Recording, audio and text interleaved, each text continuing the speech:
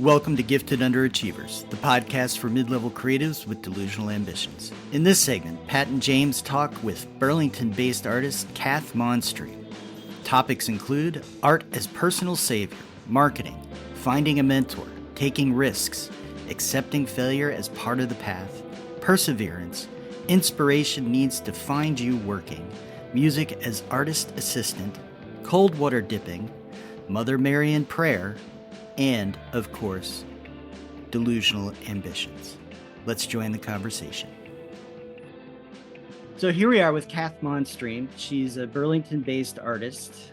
She's been working as a full-time artist for 34 years, or is that a little longer, perhaps? You do the math. I don't know. I think that's right. Okay, for 34 years.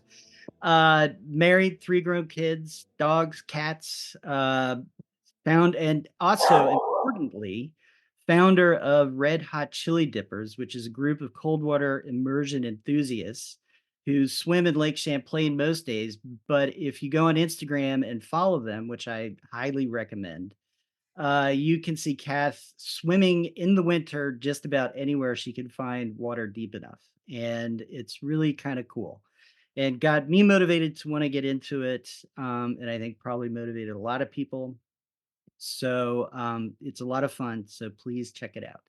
And she's also an incredibly talented artist. We'll have links to her work, her webpage, and one thing and another with the episode. So please look for that. She's wonderful. Check her out. And Kath, welcome. Thank you. Well, thanks for having me. Thank you so much.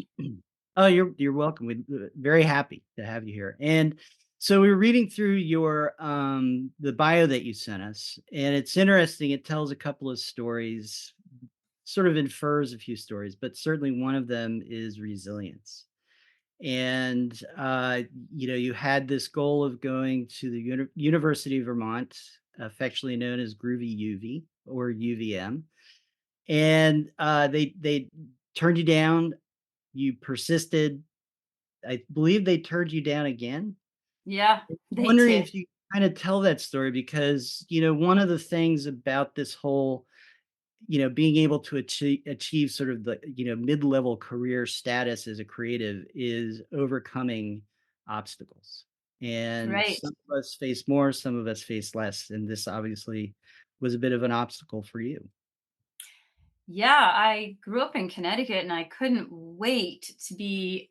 I grew up skiing, and so I just couldn't wait to be in Vermont as soon as I was old enough. And so going to college, the most obvious choice is UVM. Like, my goodness, who doesn't want to be in Burlington, Vermont, where Stowe is an hour away? The lake is down the street. Montreal is, 2 hours away. It's just perfect. And back then, of course, the drinking age was 18. So all those fun bars were open for me. But alas, I did not get in. My grades were not terrific. I don't think they, and I would give so much money to read. What did I write in my essay? It must have been probably how much I loved skiing and couldn't wait to be out of Connecticut. But I'm not sure. But I got a no, and I was like, okay, that's fine. That'll happen. And went to Green Mountain College instead, which was really great in Pulteney, now defunct. And Cool. I knew all along, I was like, I'll get into UVM when I transfer. You wait and see. So I was like, I got this. And people were like, oh, you should take some art classes. I'm like, no, those don't transfer. I'm going to go to UVM. I'm not taking any art classes. So no way. So I apply for my junior year. I applied to go to UVM and CU Boulder. And in, oh gosh, January, I got a yes from CU Boulder. I still hadn't heard from UVM in May. And in June, I had an interview at UVM. And then they said no. So I was like running through the streets screaming, like, what do I do? I already said no to CU Boulder. But alas, CU Boulder took me, and I had a wonderful time in Boulder. I skied so much, and I was on their like club ski team. Loved it. So it worked out perfectly because I got to see another part of the world. And As soon as I was old enough, I was like, I'm gonna live in Burlington, Vermont. They can't keep me out. So I moved here, kind of cold to Turkey, just knew these were probably going to be my people. And Bernie Sanders was the mayor. And I was like, yep, Wow. I'm going to like it there. So here I am all these years later. Cool. Good, good. And was art always, your passion and what you were gonna do, or did did you have to kind of find your way to it? Art was always it was more of my savior, if you could use that, like religion. I'm not religious, but that really did save me in elementary school when I couldn't do a lot of other good things well. I wasn't a good student at all. I really had trouble staying focused. And God, I was terrible at kickball, which is the worst thing that can happen to you in elementary school because you just get picked last year after year after year. And it's like, oh my gosh, talk about like a boost or like a confidence deflator. It's like, oh Yeah. my goodness. And now I play like adult soccer. I don't know. I was just a late bloomer. And back then, my parents were kind of hippies, you know. If that had been my kids, I would have taken them out to the backyard and be like, "Let's learn how to contact on this ball." And like I would have been like tutorialing my kids in kickball. Um, but art was like kind of the one thing that I got like some respect from the other kids all through elementary school and up through high school. That was the one thing I was sort of good at. So I feel like it kind of saved me, and I was really grateful that I had that. You know, Mhm. you just So need one thing that you can hang on to. Yeah, it's a and it gift. Yeah. yeah, and it gave you a sense of identity and self and purpose, right? Absolutely, and you could feel the kids, like, walking behind you looking. It's like, "Oh, ha mine is good, I got this." But I really did feel like that was a place and fortunately, my parents saw that, and they enrolled me in every after-school summer program that they could, and I loved it, and Yeah. so I got to study at the Wadsworth Atheneum in Hartford, and, I had a really great plein air, teacher who took us all over to different places and museums to paint and draw. And so I feel really lucky that I had parents that really were paying attention and then trying to basically build on what they thought I was good at. Yeah. Besides kickball, I needed some help there, but they really helped me with my art. Cool. That's really cool. So my parents were very good at helping me with kickball and, terrible with helping me as a writer. I was like you, not a good student.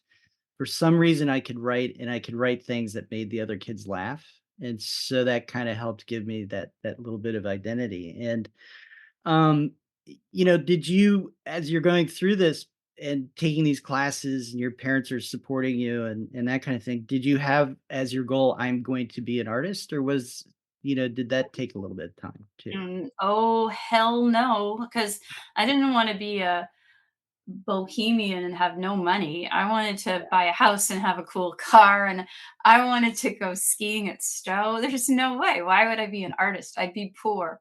And I had no desire. I wanted to be upwardly mobile in whatever way I could. So I knew that a career of art is not going to probably work out because really it doesn't for most people. And so I didn't have any idea. That was by accident, really.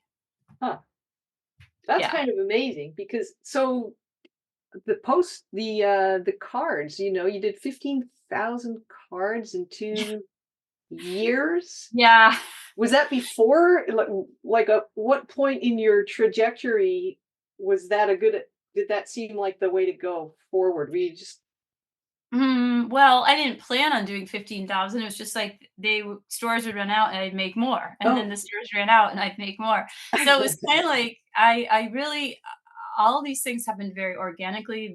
I am a goal-oriented person, but I certainly had no goals around specifically becoming like, oh, if I could make this much money a month, I could actually yeah, I probably did think of that. I could support myself.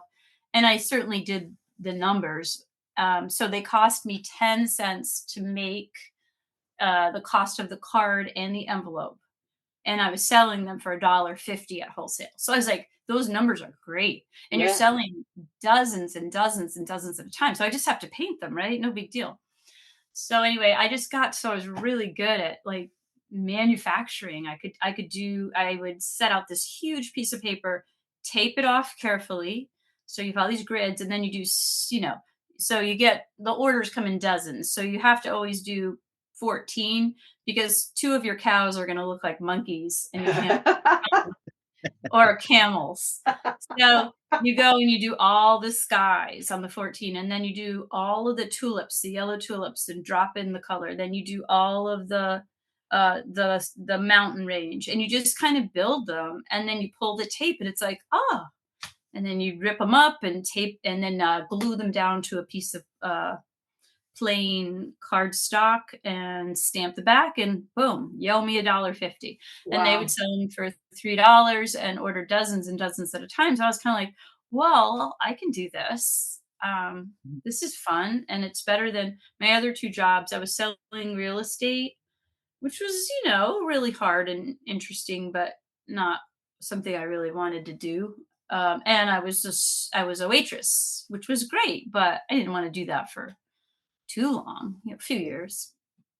So all of a sudden I was like, oh, I can do this. And what I didn't realize is I remember my watercolor teacher saying to me, how do you make a tulip so exact or perfect every time, like on these cards?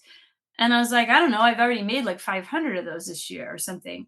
And what I didn't realize is I was doing the 10,000 hours to proficiency. That's Mm. like kind of like, isn't that how you get good at something? You just keep repeating it and grow.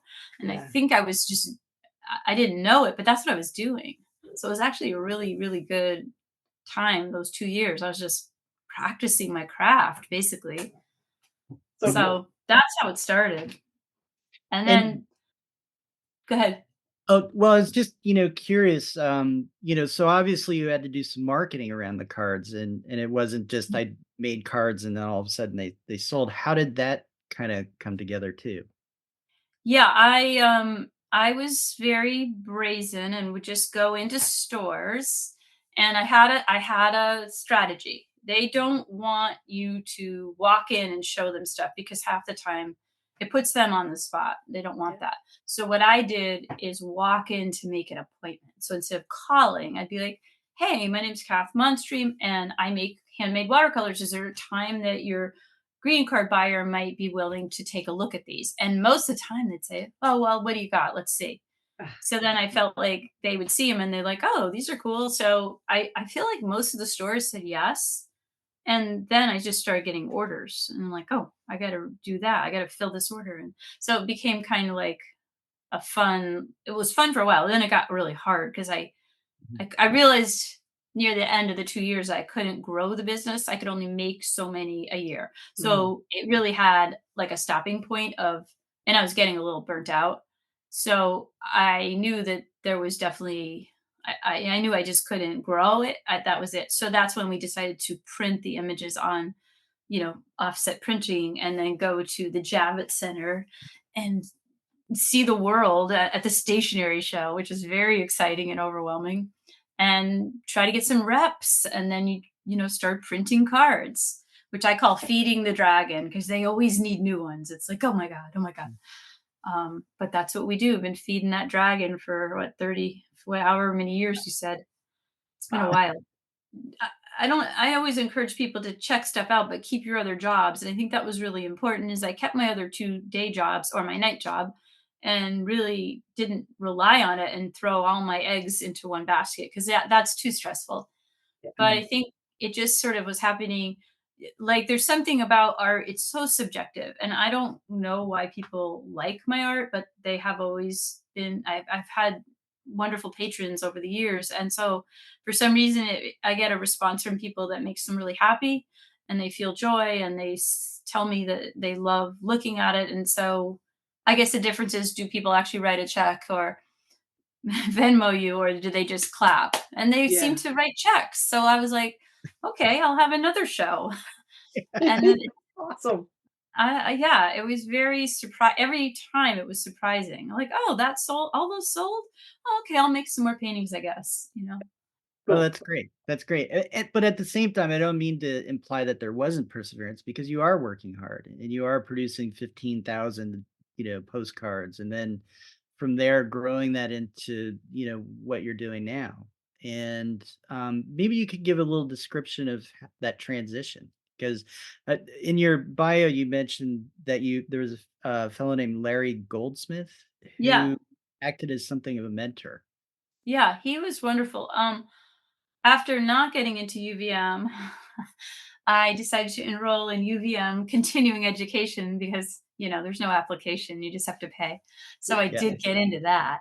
Um, so Larry Goldsmith was kind of like the OG of like painting like these loose, open watercolors that are just very expressive and big. And I was just stunned by his work. It was like I was painting like little kittens, with balls of yarn and men models with horses but badly. And I just like had tiny little brushes and a seal on a rock I just didn't know how to be expressive or loose. And so meeting Larry Goldsmith was so instrumental for me because I understood what he did. Like I just was like, oh my God, that's what I want to do. You start with a whole page wet and you just lay in the color and then start to tip it.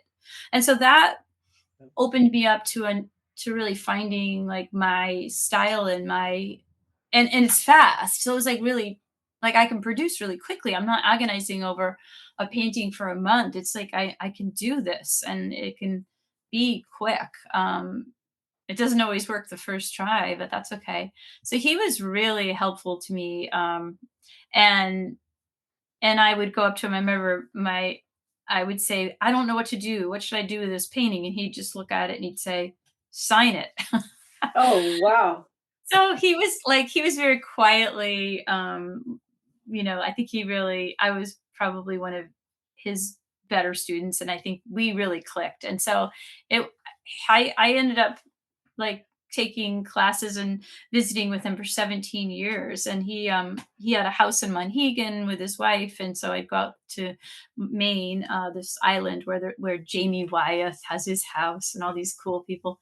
And yeah, it was really a great relationship and I learned so much from him. If I hadn't met him, I don't know if I really would have figured out how to open that up and make it, the art that it is today. So I'm super grateful for he has a book out called Watercolors Bold and Free, and it's Mm. still being published even though he passed away maybe a dozen years ago now, but it's a great book. And Yeah. I was like, yeah, I want to do that. That looks fun. That's cool. Yeah. Forget about my horses and my kittens. Those are bad.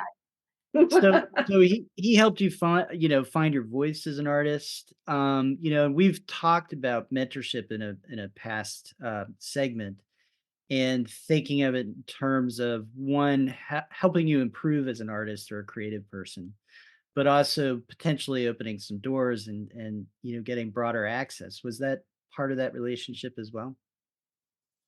Um, I think because he allowed me to really change up what I was doing, it became more accessible to like having my first shows and I kind of understood like, oh, I can do this because I don't have to just make little cards, like I can make big paintings. And so once I figured that out and started understanding like how to do it, like there was so much of it is I mean, obviously it's expression and it's talent, but for him, but for me it was also learning how do you do that? And then once I saw it, I was like, "Oh, I get it. I see what you're doing and I want to try that." So, I think I always feel like I got like an IV from him to me. It was just like, "Yeah, I got Oh, this." cool. So even with the sort of logistics or business end of getting into galleries or getting your own gallery, did you learn from Larry on that too, or was that kind of all over the place in? Yeah. No, I think I mostly once the painting started selling, then it was just a matter of having exhibits and having a place to paint that, was my own and not just at home in a corner. So I really didn't He didn't, that wasn't part of what I learned from him. He was just such an inspiration to keep painting and to do it in a way that was joyful and unexpected and unpredictable. Yeah. Cool. I love that sign it, you know, what Yeah. you just sign it. It's like Yeah. I've been a writer in residence in one of they have a library program here, and he says I had a story I was working on, and he read part of it and said, "Yeah, what?" And I was like, "What should I do?" He's just like, "Send it out, start sending it out," and Mhm. it's so weirdly, it's all you needed, you know, but Yeah. you couldn't say that to yourself because you've got no objectivity around your own work. So to have somebody say that to you is like something you never forget. Right. It is Yeah. true. It was very, yeah, kind of cathartic and Mhm. like, oh, I'm onto something here. Yeah. And yeah, so that was very, very fortunate that I had the courage to take that class. And I was, it's always scary taking a class because you think, what if I'm terrible? What if everybody's, you're just like, oh God, here we go. But Yeah. it was great. I'm glad I got out of the car. I was very nervous. And I think my husband was sort of pushing me out the car, go, go do it, go, get out, Yeah. That's because I very was cool. scared. So there's Yep. that gumption as an artist, right? That as you said, having the courage to take the class and then get out of the car and go to the class and feeling a little bit of that, am I good enough? And Yeah. being able to overcome that. And you have daughters, and when in your virtual tour of your studio, you show some of their artwork, and they're both very good too. Do you find yourself encouraging other artists? And if so, how do you do that? What are your thoughts about, being a mentor as well as being mentored? Mm.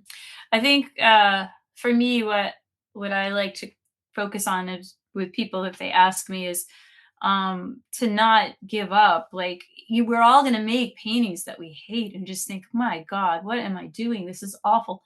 And that's when most of us stop. We put down our brushes and we just don't go back to it. So you have these big gaps. And I try to encourage people to work through that, take advantage of those times when you're painting things that you just think are the worst things ever, because that's a, you don't have to save it. That's a chance to get out some different mediums and try coloring on it with colored pencils, or fold it up. And what would happen if you took a quarter of that page? Actually, that quarter is really nice. Cool. And really not stopping because what you're doing is making you is it's not bringing you joy and it's bringing you angst. I get that. That happens to me all the time. But I know I have to work through that. And that's, I guess, the difference between being someone who makes a living doing it versus a hobby. I think if it's a hobby, you just want to give up and be like, "Ugh, this isn't fun. Why should I?" But Mhm. in the Dutch soccer league or football, there's a statistic that you have to shoot 11 times to get a goal Mhm. in their professional league. So that means you have to fail 10 times before that. And when you're failing on number 8, you're like, "Oh, good. I am only 3 away from getting a goal statistically." And Wow. when you miss on number 10 in a row you've missed, yay, statistically the next one I'm going to score. So I Good. love that because that's really also kind of the same with art. Sometimes you just go through these paintings that are just not doing anything for you, but you got to push through. And I think that's my best advice that I try to give to people, because otherwise we just stop. Yeah. Yeah. You're like, you're discouraged. And it's like, well, why would you go back to that? Mhm. So, It's how do easy to you stop. it is easy to stop, and so how do you go back to it the next day and go, "Oh, yeah, I wanna paint again." It's like, "No, I don't. I hate what I did." Yeah. So, I think I'm learned that that is part of my process. It's like anything, you're not gonna be better at the gym every single day, and you're not gonna be better at painting every single day, and you're not gonna be better at singing every day, whatever. Like, you have to accept the failures of as part of the process. Yeah. Mhm. And you mentioned in that, which I think is really nicely worded, that you still feel angst Oh, sometimes. yeah. You Oh still my god. what what angst do you feel? I asked that knowing that I feel angst constantly. Yeah, I feel the I feel the angstiest of the angst. I just can't. It's just like this frustrating, like discouraging, yeah, feeling, and you just. But I do know it's part of it, but it's really. I wish I could skip it, and I think you know, but yeah, I just it's so subjective. It's not like I always say, God, I wish I just worked at City Market because you could say, here's these dirty carrots, wash all these, and then line them up nicely in the box. Yeah. Okay, then you could check it off. But with art, like you could work on it for an hour and make it worse. And Yeah. it's like, oh my God, what am I doing? I don't know. Oh, this is stupid. What am I doing? You can kind of get inside your head about it. And even though I've had a lot of success, I still do that. And but I do, but I do know I just need to work through that. That's part of it. I think of the Mhm. Dutch League. I'm gonna Mhm. fail a lot before I get on to something. Something will happen, and there's a great quote by Picasso. It says, "Inspiration will find you. Inspiration is there, but it needs to find you working." Oh, And wow. that makes sense to me. Don't just procrastinate and sit around and think, like, do something, make some marks on a paper, even if it's for 15 minutes or 10. Don't maybe just marks, not even a real painting of anything in particular. And I do love that. I feel like once you start making marks and mixing colors, you will have those aha moments. I can't say Mhm. when, and you don't know when they're going to come, but you're trying to get to that. And so I can't get to it unless I start painting. Wow. Great. So Yeah. there's, the creatives, artists, writers, what have you, who will be, I'm waiting for the muse, right? I can't produce until I feel motivated, until I feel like Yes. yada Oh yada. God. And for Everyone says, you, yeah, you it's have to more wait about to get. get down to work, be an artist. Yes. And most people are like, oh, you have to wait to be inspired. It's like, oh, heck no. If I had to wait to be inspired, I'd do 2 paintings a year. Yeah. No, I can't wait for that. That's just silly. No, but they And don't know. And that's a great question. But I'm like, no, you just have to do it. Like laundry, you just got to keep up with it. as mid-career artist, let's say, you have some confidence that when you're feeling that angst and anxiety, and I don't know if I can do this, that you have this sense of no, no, no, I can do it. Let me get into my process. And that's it. And do you find that just getting into your process, the like you said, the mixing of colors, the setting up of a canvas on an easel, whatever, however you describe your process, helps bring some calm? Yeah, I think well, there's two things I need to do. Is sometimes I just need to stop and clean up and get my feng shui back. And if it's just chaotic, I find that really distracting. And I'm so easily distracted that that kind of bothers me. So sometimes it's like, you know what? I'm going to take the morning and I'm going to rearrange and put things. And then it feels like, okay, fresh start. Here we go. And then the other thing is music. I just can't paint without it. It helps me get to that zone that we're all trying to find where we lose track of time and we're just in it. And it's like, oh, I'm in it. How did I get here? I don't know. Shut up. Keep painting. Uh, So music without it, sometimes I start painting, and if I don't have music on, I'm just like, oh, wow, I'm not feeling it. I'm like, oh yeah, I forgot to. So Yeah. that's really important for me personally, not everybody, but is like taking the time to kind of put things in order and fix up my paints. And, that really kind of clears my mind and helps me to kind of relax and be like, okay, this place looks good. We're ready to work now. I feel like that's really nice. Yeah. And so gotta ask, what music? What helps Yeah. you? Yeah, I figured you were gonna ask that. I'm like, ooh. Well, I use Spotify because I like Spotify because it knows me. We are we are best friends. It knows my music, and I think that is genius. Best $12 a month ever spent. But, I love Radiohead, although sometimes it's a little too, kind of sad and a little bit too heavy for me, but I just cry through it. Oh, So I do love Radiohead. That's really good to paint too. I love Prince. I love like a lot of contemporary artists, and I can listen to like certain people that have like kind of indie style or bluegrass. It just depends on my mood. And then pop, I love Billie Eilish. I'll listen to Justin Timberlake. That's great. Like, so, oh, Stevie Wonder. Yeah. I've been doing songs in the key of life like over and over again lately because the whole thing is so good. Yeah. So, and then if I don't know, it doesn't matter. My best friend Spotify knows what I like, so he can decide for me. And I do love that, and I find new music. So I'm very grateful for that option because otherwise I think I would spend too much time thinking about what do I want to listen to, and this way it just Mhm. starts. Yeah. And so music with lyrics doesn't throw you off? No, 'Cause not at all. No, no, yeah. no. That's not in the least. I don't know if I could do podcasts. I Mm, think that would Yeah. be I like the idea of it. Not sure. I haven't really done that. I love the idea of podcasts, but I hardly ever get around to listening to them because anytime I have time, I usually go to music. yeah. So, Mhm. um, but if I'm driving, then I can listen to podcasts. Yeah. But I haven't done that much with painting.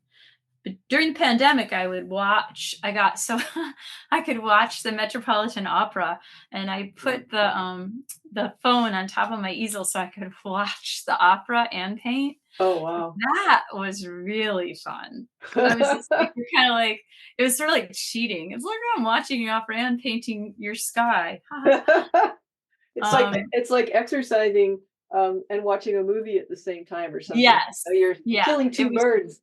Yeah. Yeah, it was really neat. It was and I obviously couldn't have painted something like I was working on something really cerebral that was like really intense, but like if I'm just painting another like something that I'm familiar with, like the lake or the sunset or I can do that. I know the steps. And you're not gonna finish it, but I can at least get a layer in and Yeah. watch the opera, Madame Yeah. Butterfly.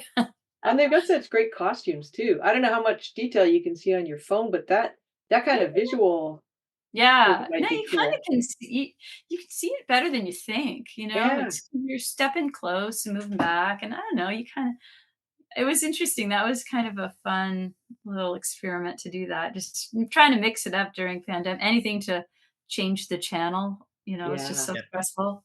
Yeah. Yep. So that was great. And Cool. then, gotta ask, how does Red Hot Chili Dippers fit in all of this? Is Yeah, this right. Well, it really started during the pandemic because it was just so stressful. Every day you're just like, "Oh my god, are we all going to die, and in what order?" Yeah. Like, "Am I first or am I last?" It was just terrifying, and, the all like, well, with everything in life, the things that are the scariest are the unknown, and so we were in a position of having this incredible unknown and then also seeing what was actually happening around the world. So I just felt like I needed to like conk my head with a hammer or something, but that wasn't a good idea. I just needed to do something to like again change my channel. And so I had gone in cold water before, but that just seemed like a really good idea because you just want to forget about everything for a minute. And so during that time your body is walking into the cold water, you do forget about all of your own internal your head sort of spills out Yeah. because you can't hold it because your body's like, oh, we're gonna die, this is really Yeah. cold, we will not survive this. So that's the beauty of it. It's like this palate cleanser in this really terrific way, and I don't like doing it. It's really hard and it hurts and it's terrible, and oh my gosh, but I love how I feel after. So Mm, happy and proud of myself. So I yeah. found that was really helpful. And then I would post a picture and people were like, "Well, when are you doing that again? I want to come." And so it was something we could gather and do. It was outside. We could stay away from each other. Some people we even wore masks, and it became kind of a little band of people that really wanted to do that. So that was kind of where it started. And then I was like, "Oh, we need a name." So I was throwing all these dorky names around that were very generic, and my youngest daughter goes, "Oh, Red Hot Chili Dippers." And I was Yeah. like, "That's it. That's brilliant. I love it. And like, that's it. So then we just decided, and then I had all these, have you heard of Pechakucha? No. Pechakucha is a form of showing slides to an audience. Hmm. You can only show each slide for 20 seconds and speak about that slide for 20 seconds, and then it changes. And you only get 20 slides. So you have 7 minutes. Wow. And it started in Japan when architects, I believe, spoke too long about the designs that they were projecting or offering up to their committee or whatever. So it's a way of really cleaning up your presentations in a very concise way. And so I had prepared to do Pechakucha about cold water dipping. I have all these great photos. And then it got canceled. But then I was like, well, I guess I'll just take these pictures and put them on a new Instagram page and call it Red Hot Chili Dippers. And that's how it sort of started. Awesome. So I love photography, and I love looking at images and light. So to me, that's like half the fun, is this juxtaposition of this barely almost naked body in this like extraordinarily extreme cold. Like, it makes no sense. And to me, that's makes very arresting photographs. It's Yeah. like, what the actual F is happening here? How is this even a thing? So to It's me, I love that part. It's so exciting and like, and kind of very unexpected in a lot of ways that you can do that. Like, it doesn't Mhm. make sense. And that's what I love. Yeah. very cool. Yeah. I And saw one of your Instagram photos. There's a like a I want to call it merch. It's like a little round black badge with red hot chili dippers. Yeah. Did you how did you make that, or where Oh, is was there it a more than stick? one? Was it a sticker maybe? It might have been a sticker, yeah. Yeah, yeah. I ordered a bazillion stickers. I hand them out Yay. at the open dips, and it's so cool. You see them on people's water bottles. Makes me so happy. So Awesome. I have, oh, here, it's on my on my it Oh, oh, that's very cool. cool. yeah. So Yeah, I that's my love it. daughter's. She does linoleum block carving. So I had Oh, her carve that out. And so we have t-shirts and we have sweatshirts, and mostly just for our more immediate group, which is like around 20 of us. yeah. But then the stickers I just would hand out at open, what I call open dips, which is when I open it up to everybody. I don't do that very often, like maybe once a week or a couple times a month, Wow. because I'm very it's hard when you get new people that don't have experience. You see them coming and it's extreme.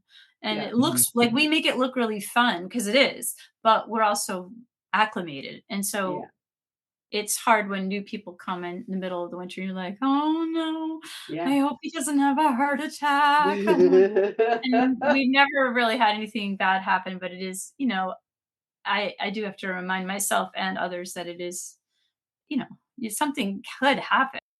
It kind of in the context of merch, chili dipping, all that kind of stuff, bring up the crass topic of marketing.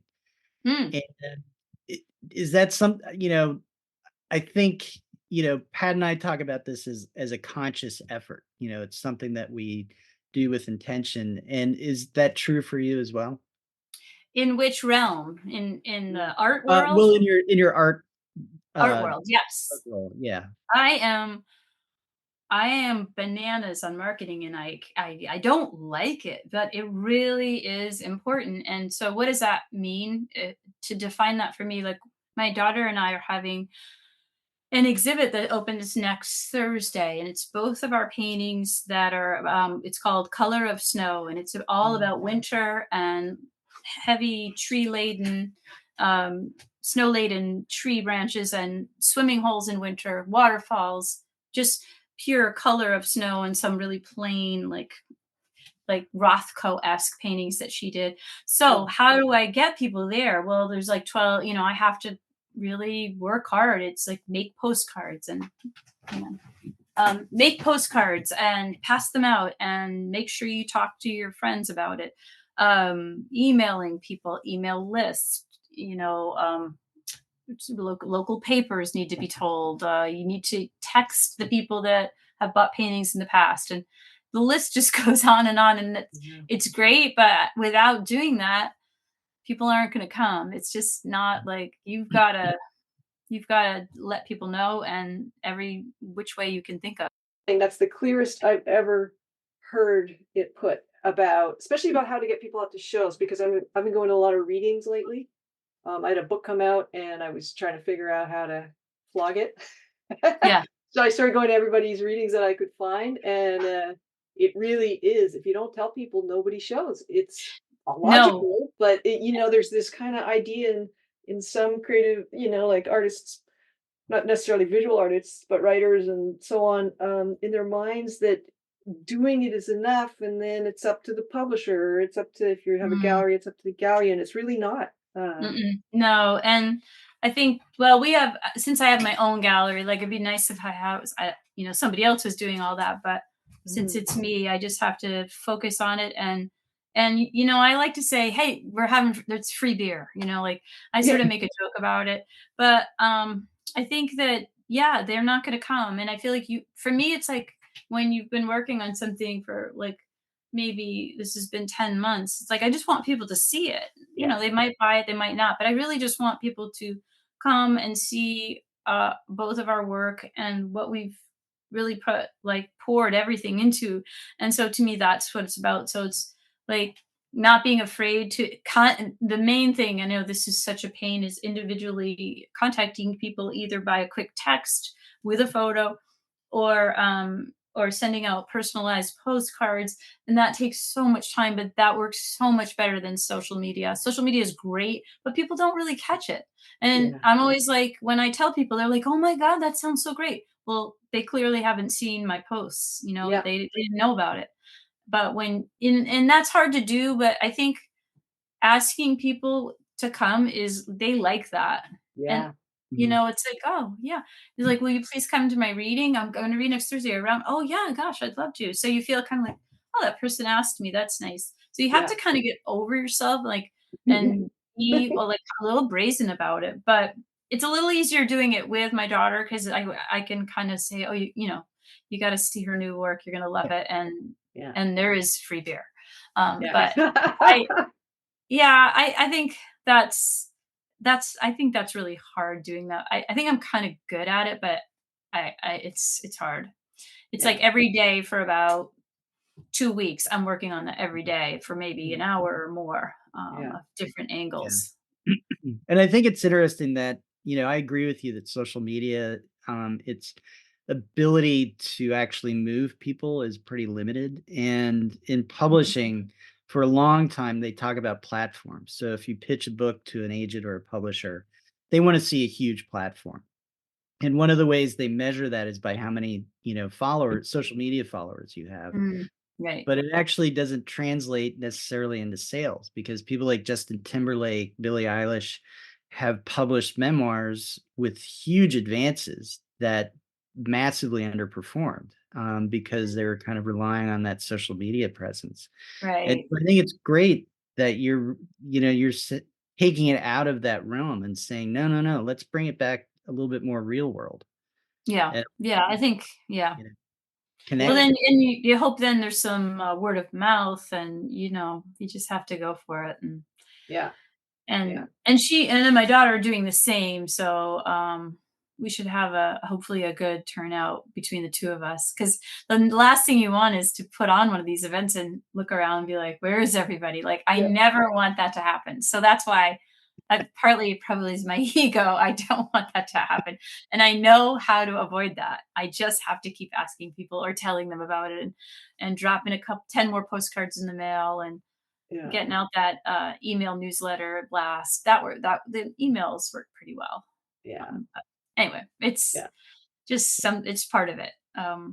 Yeah, Well, it's I just kind of a dichotomy, because it's like you have to get over yourself. Like I just went to my high school reunion and there's a lot of very successful people. And then there's, people like me, like we're doing fine. We're doing okay, but it's not the New York Times bestseller list by any stretch. And so I handed out bookmarks, to basically everybody there. And so in that aspect, you have to get over yourself. But at the same time, if you want people to buy the whatever, or even just to come to the show or come to the reading, um, you also have to care enough to say, yeah, I'm gonna get the merch, bring the stuff, get the postcards printed, send the emails, Mhm. And you don't strike me as an introvert. Maybe an ambivert. I'm not. I'm not a trained psychologist, but I got a. We just interviewed my buddy Doug, who's a musician, and he's like, yeah, the emailing at night. It's to individuals to say, will you review my? We got an album coming out. We'd love a review. He's like, it's so inefficient and ineffective, but it's the only way to get the reviews. Yeah. So I guess Yeah. it is effective, but yeah. Right, and then yeah, no, it's absolutely and I find if the most of the time, if I send them out to a lot of people, it's boy, you just don't get a response. But if I take the time to kind of individualize that, and obviously you can't do that a lot, but I can do like the top 75 people that Wow. are either friends or have patrons or for one reason or another they've supported us or have curiosity about us. So we try to really get those people to know about it and hope they Yeah. come and take a peek, you know? Yeah. I know, Mhm. I'm flattered when somebody invites me to go to their thing. I'm like, "Oh god, yeah, of course." Yeah, I agree. Yeah, everybody likes having an artistic friend, you know? Right. And art well, and I think art openings are easy to say yes to because you can come and stay as long as you want and it's social and if it's too much you can leave. It's not like you're performing a piece that you actually have to sit down and listen Yeah. to. It's very come and go and so Yeah. hopefully you're piquing their interest and curiosity to come back, Yeah. It's for the chill. I love the title of the exhibit, The Color of Snow. That's really yeah. beautiful. Yeah. Yeah, I did not think of that. That was again my daughter. I was gonna call it something else, and she was like, no. What about that?" I was like, "Okay, yeah, that's better." Yeah. So it's good Very to have cool. some words, people who are good wordsmiths. And they Yeah. kind of come up with clever, clean, quick ways to yeah, they're yeah, clever. Yeah, it's the best way to think of it. It's like good idea. Yeah. And there's kind of an elegance to that title, Color of Yeah. Snow. Yeah. Yeah, and it's also so true, like, her piece she has a diptych that's, again, very, like, Rothko-esque, and it's just, like, these different tones of, like, pale, warm yellow sliding over to, like, a bluer snow, and then a line, and then a different snow color on the bottom, and it's just like, "Oh my god," they're so subtle, but they're so gorgeous, and it's like, Wow. yeah, that really describes the color of snow, and we have lots of paintings that are much, very colorful and contrasty, but some of them are really subtle. And we're like, we have to put these others somewhere else so they can quietly talk to people and not be overshadowed by the ones that are like the big trees and all the snow Yeah. falling. Yeah. So Is we're, she a full-time artist as well? yeah, she is, which is just absolutely mind blowing to me. Yeah. Very proud of her. She had the talent, but I didn't know if she would be able to like put it together and make it a business, and she Mhm. has. And I'm really proud that she mimics a lot of my business model, even though I don't know if she would say she does, but just understanding how to do commissions, what ones are okay. Do you take a deposit? Do you not? How do you engage with people that want you to paint a certain way? And is it okay to repeat paintings because they're popular? All these things Yeah. that Mhm. um, are like things that I have a lot of experience with. So really Wow. happy that that's been something Yeah. she's been able to And So that's that's a inter. mentorship piece. Yeah, and thinking of it, you just asked a bunch of questions that I would have never thought that artists even ask. I would assume that there's all these things I don't know, obviously, about being an artist and making a living as an artist. But do you repeat a painting? Do you take a deposit? Do all these kinds of things? And did you learn these by experience, or how did you come by that knowledge? yeah, experience because you know, I learned I don't take deposits because what I'll say is first of all, if they want me, they say, "Do you do commissions?" And like, "Well, tell me what you're thinking about." It has to be in the realm of what I'm already painting. So I'm not going to paint. A lot of people say they want their house painted, not like their house painted, but Yeah. a painting of their house. That would be $35,000. Yeah, that would be very good. But they want a paint, or whatever, and then I have to say, "Yeah, I'm not doing architecture right now, so that or people or dogs or robots or zombies." So none of those things. So if they want, one of my favorite examples is a couple commissioned me to come up and paint their little Fenway Park, adorable little wiffle ball Fenway, and I knew I wasn't going to paint it. I was like, oh, let me come out. I was like, no, there's no way.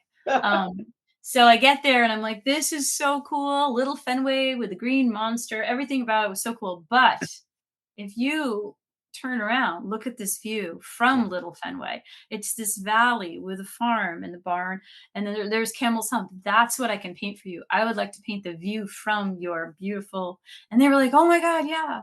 And what I love to say is, this is a lot of money. I want to make sure you get my best work. And my best work would come from this view. Probably I can give you a name of someone who might be able to paint this field if that's something you wish. But I want to give you my best work. And they always agree. I mean, of course, they don't, so that works out. So I take commissions, but very limited. And then I don't take any money because I said, I'm going to show it to you first before I bring it. I'm painting it for me, for my gallery inventory. I'm hearing what you like, and I'm keeping that in mind, the size you want, but I will basically send you a JPEG and you can come and look at it. And then you have basically first right of refusal. Yeah. Is that how you say it? So, but they don't have to take it. It can just, I know I'll be able to sell it. So I'm not going to paint something that's out of my character of my subject. And Wow, and that- does anybody ever not taken a commission? I mean, has anybody Yeah, ever? Yeah. occasionally. Yeah. Not in a long time. Not in a long time. I think usually I have tried twice in the last couple of years. Like, I just didn't feel like they were responding the way I wanted, and I just was feeling that, and I'm like, and I said, you know what? Let me try again, and let me put this in the gallery. And I loved the second one, and they were really happy. And I don't want someone to spend thousands of dollars and not love it, Yeah. and they Right. feel kind of obligated. I feel like I can sort of sense that if there's a hesitation. Yeah. So I don't mind sometimes taking a second stab at it, because now I have inventory. You just helped me build inventory from my gallery, which turns over fairly quickly. Yeah. Great. That's a But really then I positive. wonder. Oh, go ahead, Pat. I was just going to say that's a really positive way to look at it. I could learn something. I'm getting inspired. Yeah, I know. Well, I was just going to say that, so I do my own writing, but I earn my living as a ghostwriter. Ah, And so I'm trying to figure out what the the lesson is in there. That can I go to a client and say, I'm going to write this for me, but it's going to be your story.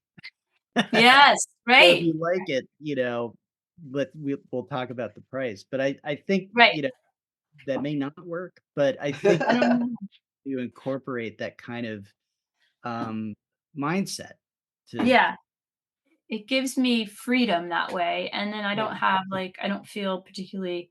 And mostly if they're gonna, mostly before I start, they'll change their mind about something, or it's more money than they thought. And so that happens a lot. And that's not a lot, but that's fine. I get it. Yeah. So that, it's just so trial and error, and also where do I feel comfortable? And so in the beginning, I did commissions of anything, and I have, my favorite is Mother Mary in prayer, a profile of her, which is like the most hilarious thing to me. I just can't believe I did it. And it turns out I painted her hands too small, and the woman rejected it. So I was so upset. I was like, God, I had to paint that. It was so hard, and now it's rejected. So I did what any logical human would do, is I put it in my garage sale that next week with free on the bottom. Free. And no one took it. I was like, "What? It's Mother Mary in prayer. Why are you not taking it?" It really was bad. So, as it turns out, I kept her, and she is now priceless. And someday, if there's ever a retrospective of my work, that I hope that she is included, because she just is like the beginning of my career, really understanding what you can say yes and what you can say no to. That cracks me up. The tiny-handed Mother Mary. Yes. No. Or as my son said, I'm going to say, well, he said it looked like a part of the anatomy that might be a male. I'm not going to say it. What he said. He did. I was like, all right. All right. How big is it? Just curiosity. Well, you know, it's just that Come on now, size. Pat. Because size really matters. No one had ever said that before, and I thought, yeah, okay, I can see that. That's hilarious. I know. Uh, Well, So when I so frame it someday, I guess I should give it to him, my son. He yeah, should have that. yeah, there you but the gift that keeps on giving, I don't know. Yeah. Oh God. So, you mentioned, having a retrospective of your work and I'm going to use that as a segue that, so in our subhead to the title, we talk about delusional ambitions and really what we mean by that is all of us get into this probably initially. And I think we all have these sort of ambitions of, for Pat, it's winning the Booker Prize, right? Yeah, it was. I Um, changed my mind. I yeah. don't want to win it anymore. Oh, you don't want to win it anymore? Okay. I mean, I take it, but I have a better plan. And, for me, it's probably winning the Booker Prize, plus having some, David Sedaris like monster reading where you fill Symphony Hall in Boston, right? Yeah. People show up. Do you have one of those? Do you have, that kind of delusional ambition that someday? Yeah, well, I used to always my goal was to have like an art exhibit and opening in New York City at a gallery. Like, how cool would that be? And so for a while, I did try to get into galleries, and then I just was like, you know what? This is working so well here. I'm just kind of gave up on that and decided that why do I want to give a gallery half the money anyway? Yeah. So I just decided it's good to have my own gallery and that works. So I don't think I have any right now. Yeah, I love that though. That anytime you think of a lot of people being excited about what you do, that's pretty special. Yeah. And it doesn't really get old. It's very nice when people get excited or fangirl me. It's so sweet. Oh my god, I love your work. Yeah. It's great. I love that. My husband always says, "Yeah, well, when I met her, she was a waitress." Get over it. He knew you when. Yeah, so funny. And then do you plan on growing what you're doing? Do you plan on expanding it, shifting to a different mode of art? Or are you kind of happy exploring, where you are right now? I mean, I think for me as a visual artist, I'm always looking for the next thing that hits you over the head. And it's just like, oh my God, I have to paint that. And, one time it was African dance, like the exposure of this beautiful drumming and these colors and speed. Like I did a whole exhibit on that. And then the Moran plant, which was a abandoned power plant that I just was so obsessed with the size and scale and the rust and the peeling paint. Like there's just sometimes something hits you and it's just like, yeah, I really, really want to paint that and really explore it in depth. So I don't know what the next thing is right now. It's winter and it's about exploring these quiet places in the woods that are deep in snow and maybe has a river, or maybe a swimming hole.